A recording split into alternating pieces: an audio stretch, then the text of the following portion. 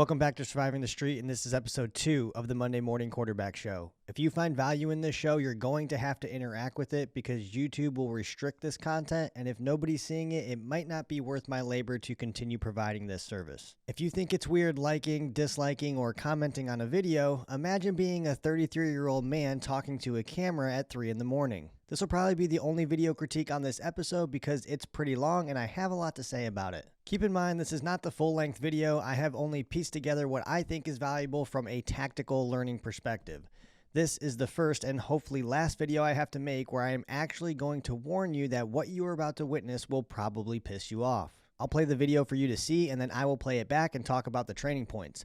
In this video, a Baltimore County police officer is responding to a domestic disturbance. This is part 1 of 2. 7 out.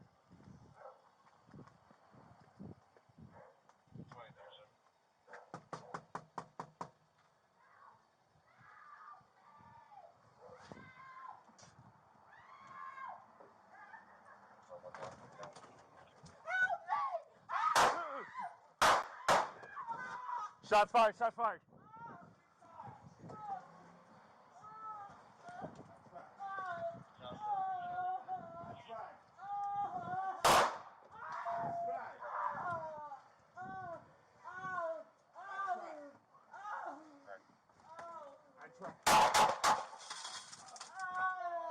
Shots up.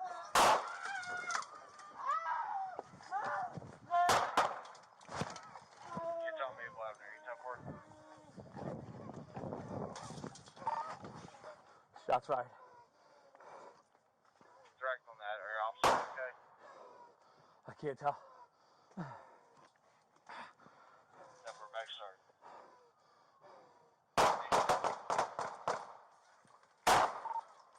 You don't know.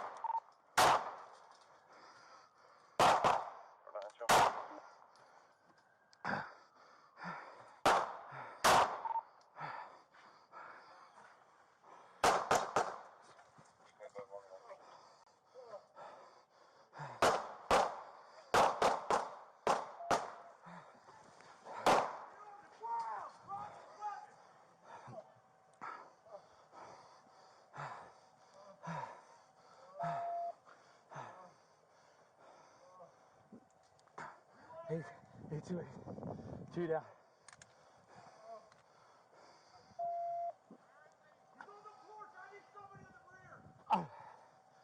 I jumped off the porch.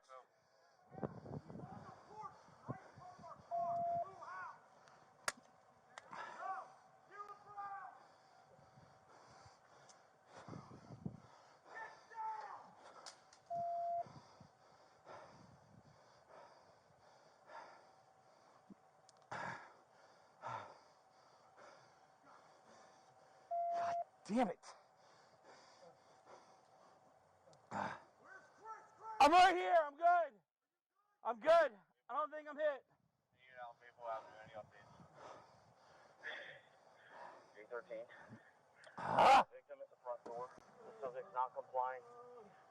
We can't see him. There's rugs in front of the porch. But he is still on the front porch. I need views to the rear, south. I'm about to start giving you my critiques, and if you have been around the channel or the Instagram at Surviving the Street, you know that what you are about to hear is not my usual tone. But I'm a little angry and I'll try to keep it as professional as possible. When you are approaching a residence on a disturbance call, be aware of your light and noise discipline. You have no idea what you are getting yourself into, and you could be making the suspect aware of your presence, which could give him an opportunity to prepare himself to hurt you. Shining your light all over the windows of the house means you could have potentially lost a tactical advantage you may have had, because if there was an element of surprise, it's now likely lost. Whether or not you live or die will largely be determined on your ability to identify and mitigate threats. Standing in front of the door when knocking on it is what taking unnecessary risk looks like. The first problem we need to be concerned about is somebody shooting through the door. How do we mitigate that problem?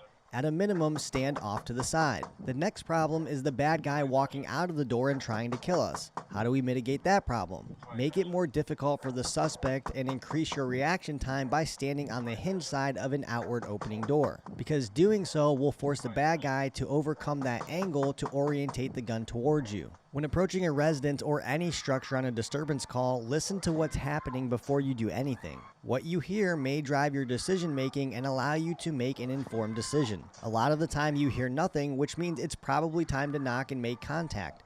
And sometimes, like this case, you hear someone screaming for their life, which means you should probably be taking a completely different course of action. If this officer would have just taken an extra second to listen, he may have heard the female screaming for help. Which means, had he actually done what he was supposed to do, he could have breached or probably just opened the door while announcing and at least maintained an element of surprise while confronting the suspect. This is probably the officer that hides in the back at training and never puts himself out there just to hope he is never faced with a situation like this. I can't think of any other reason why you would hear someone screaming for help and not attempt to make immediate entry. This is the mentality that was also the issue in Uvalde, which we somehow think we will correct by building tactical skills. You're not going to respond to every disturbance call with your gun out, but when you hear someone screaming for help, that's a clear indication that you need to draw your gun. This officer doesn't recognize this clear and obvious driving factor to launch a rescue and doesn't even draw his gun until the suspect begins firing. Since the vast majority of cops are killed before they draw their gun or fire a round, this is exactly how you become a statistic. How could you stand there and listen to someone being killed and make no attempt to do anything about it? What can you do here?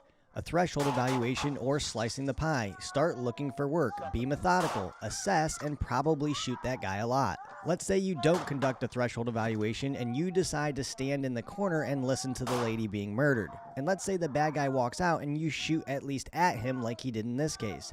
Now what do? You stay on that guy, you press him, and you don't stop until he is no longer a threat. If you didn't hit him, at least you caused things to happen in his space, which probably allows you time to do exactly that. Why am I so confident that if the officer would advance while firing, he could have eliminated the threat? Because when you are faced with incoming rounds, human behavior is to move away, turn away, or do anything other than what you are currently doing. In this instance, you would have potentially disrupted the bad guy's OODA loop cycle, and now he has to react to you, which is really difficult to do when you are being shot at. The officer places his own life over the citizens and jumps off the patio to move further away from the problem he should be solving. I am not asking you to stack bodies at the door and cause more unmanageable issues. I am giving you the information you need to deal with this problem, and based on what I am seeing, this officer had the opportunity to do exactly that. The priority of life is innocent civilians, yourself, and then the suspect. The officer says, "I can't talk," which is a clear indication that the officer is panicked and basically in condition black. He is in a state of panic and confusion because he walked up to the door of a disturbance as if he was trying to sell solar rather than believing someone might try to kill him. When you are surprised, everything goes to hell, and everything that happens after that is largely based on luck and not skill. This officer's level of mental and physical conditioning is 0. I don't know what every officer thinks this job is, but you carry a gun for a living.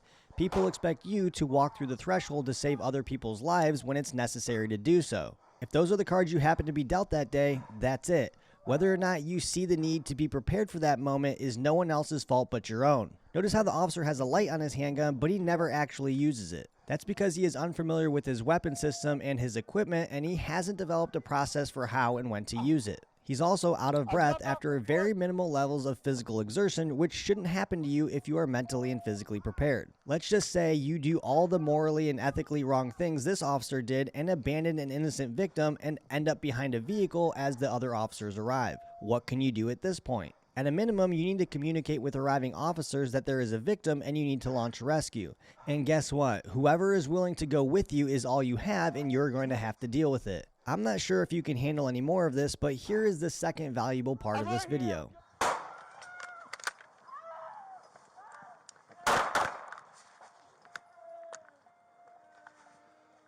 No. Shots.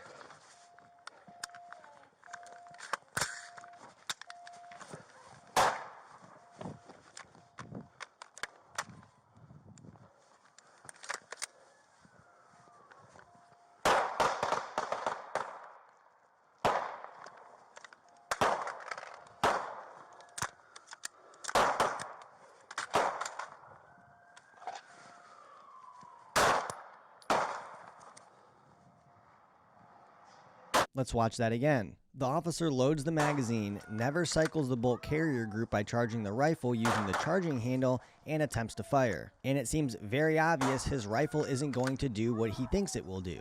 Again, the level of incompetence and even understanding the basic mechanics of a rifle is astounding.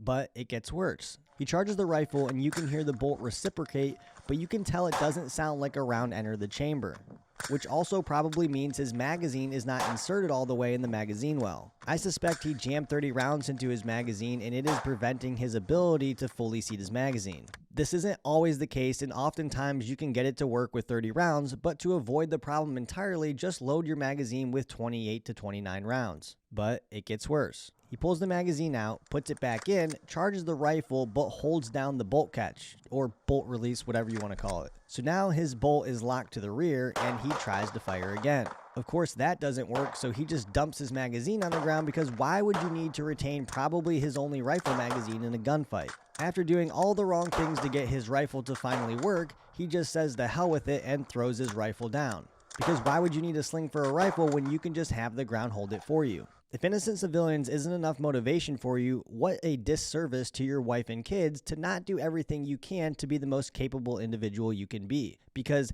had he pressed the officer, I'm confident he would be dead. Are you really going to go out there and just make up everything as you go? Are you really going to do that to your own family, or in this case, someone else's family? There are a number of different tactically sound officers, and those are this officer who probably does absolutely nothing in regards to training, other officers who are actually getting after it on the street and occasionally trained, who also believe they are capable, although it is rarely tested. Then an even smaller type of officer who sees and understands the value in training and continues to learn and grow. In this incident, many other officers arrived, a lot of shooting happened, the suspect was eventually shot on the porch, they made the approach, found the deceased victim and the deceased suspect. I don't think there's anything I can do or say to change your mentality on the matter, but if you do care about being the most capable individual you can be, you should consider subscribing and engaging with me on this channel. By doing so, you are assisting me in building this community, and if that interests you, tap on the logo. We got crews coming.